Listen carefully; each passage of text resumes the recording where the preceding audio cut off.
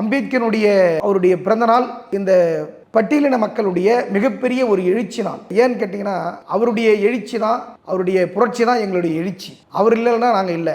இன்றைக்கு நாங்கள்லாம் இன்றைக்கி படித்து இன்றைக்கி ஒரு மேலே ஒரு நிலைமைக்கு வந்திருக்கிறோன்னா ஒரு வழக்கறிஞராக வந்திருக்கோம், ஒரு சமூகத்தில் ஒரு லீடராக இன்றைக்கி தமிழ்நாடு முழுக்க பவனி வரோம். அதுக்கெல்லாம் புரட்சியாளர் B.R. அம்பேத்கர் அவருடைய உழைப்பு, எங்களுடைய வளர்ச்சி நாங்கள் இன்றைக்கு அனுபவித்து வருகிறோம்.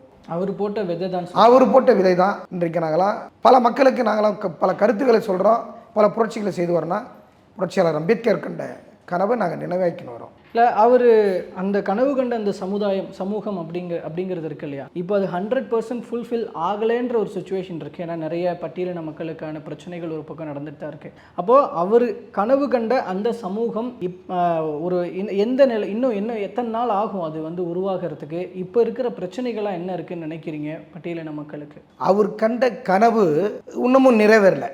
அதுவும் தமிழ்நாட்டில் மட்டும் தான் நிறைவேறலை, மற்ற பிற மாநிலங்களில் கூட நிறைவேறி போய்க்குது. ஜார்க்கண்டில் புரட்சியாளர் அண்ணல் அம்பேத்கர் கண்ட கனவு நிறைவேறிக்குது. அங்கே ஜார்க்கண்டில் ஒரு முதல்வர் பழங்குடியினத்தை சேர்ந்து வந்திருக்காங்க.